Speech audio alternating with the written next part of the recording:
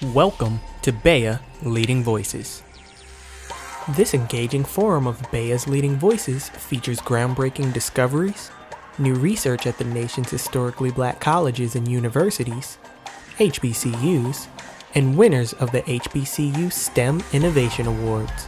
Game-changing innovators at HBCUs are recognized each year at the annual Bio STEM Conference. And now, Bio Leading Voices.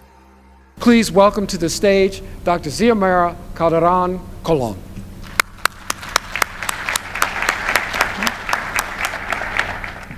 So this evening I will be highlighting some of our effort on the development of material for chemical and biological applications, and specifically for the protection of our infrastructure and resources. I'm thinking about buildings, food, transportation system, water. And basically what we want to achieve is basically be able to monitor, prevent, and reduce vulnerability of our resources and infrastructure. So for example, think about technologies that can be used to monitor chemical exposure of our commuters and workers and allow us to be able to reduce potential health hazard. Or think about technologies and material that can be used to reduce and even eliminate outbreaks related with our food. Technologies that can be used at the field by the farmer all the way to the distribution.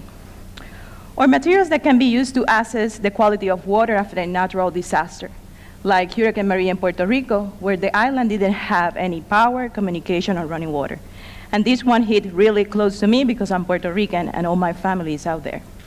So the ultimate goal is to be able to protect our infrastructure, resources, and even save life. So materials provide us with a solution. And because they have this high versatility, we can use nanostructured material, which are materials that are pretty small in the nanoscale range.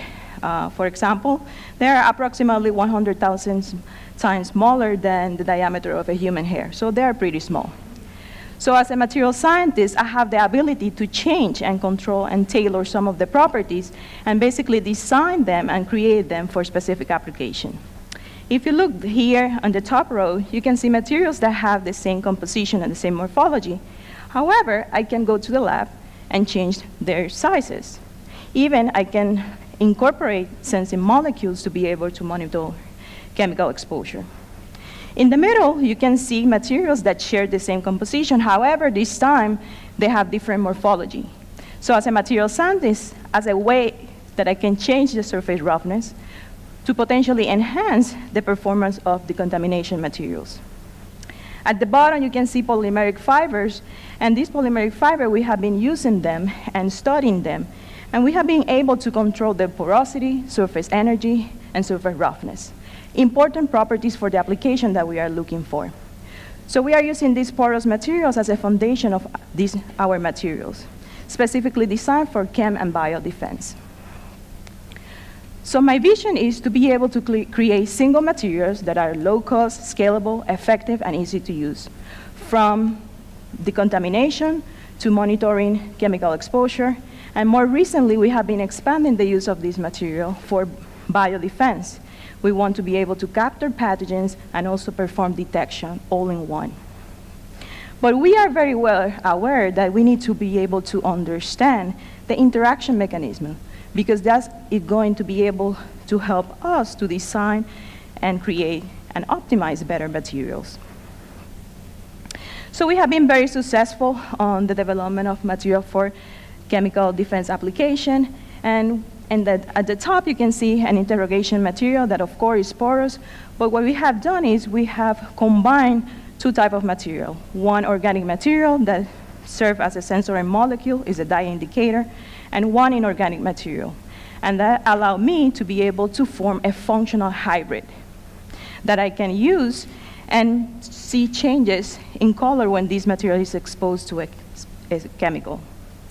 Also, we have been able to develop decontamination materials that are capable to photocatalytic degrade different chemical classes. And here, basically, I exploit the high surface area of this fiber, but also I incorporate an active material. a material that have the ability to react with light, produce reactive species, and help us to neutralize and degrade different chemical classes. Because this has been very successful, I was trying to look at more challenging problems.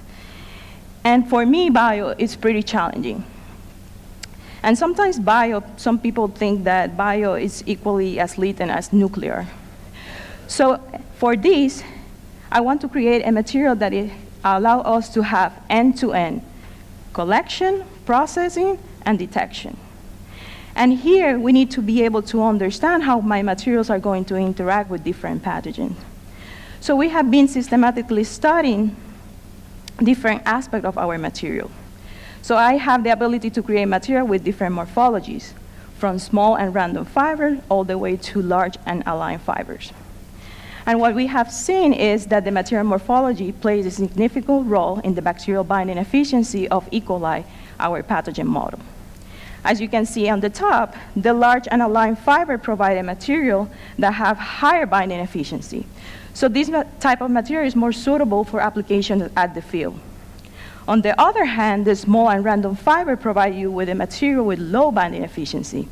So this type of material are more suitable when you want to collect your sample, keep the pathogen viable, go back to the lab, and do further analysis. Because this material will allow you to remove most of that pathogen. Also, we have seen a correlation between the material morphology with the surface roughness of the material. And this correlation goes that when you have a higher surface roughness on your material, you have a higher binding efficiency. But because we want to even further optimize this material, we took inspiration from nature, the way that pathogens anchor to our cells and infect us. So what we do is basically we functionalize this material with a biomotif that are very specific for a pathogen. So no two pathogens will bind to this biomotif. And by exploiting those natural pathogen binding interaction, now we can create a material that allow us to be selective. And as you can see in these images, when you functionalize that material, you can clearly collect more of this pathogen. So in general, the bacterial binding efficiency is enhanced when it's captured with a material that has been functionalized, and this material have higher concentration of this biomotif. As I mentioned previously, I want to be able to also do detection. So what we have done is using this biomotif that has been conjugated with different chemistry, and now we can see a change in color. And these changes in color are noticeable within 2 minutes, which is ideal when you are looking at technology that can give you an answer right away. Also, we have been able to optimize the dynamic range of our materials. And by doing image analysis, we were able to correlate the color contrast of the material with the bacterial concentration. So now we can identify, but also we are able to quantify this bacterial concentration, which is very important because sometimes low concentration of this bacteria can be very harmful for us. So in the near future, we are looking to expand the dynamic range of our material. We want to explore different bacterial exposure methods, for example, aerosolize this pathogen, because this will be more realistic in settings like hospital, where I'm very interested in creating materials that are simple so we can basically predict and protect for infection, place them on catheters, pump, wound dressing. Also, we want to further understand the interaction mechanism to be able to further optimize our material for other applications so we can change other material property and also looking into the colorimetric reaction. So my vision could not be possible without the support of the Johns Hopkins Applied Physics Laboratory and the multidisciplinary team that has been working with me for the past few years. And this effort basically brings basic and applied research in order to create material solutions for real-world challenges. Thank you.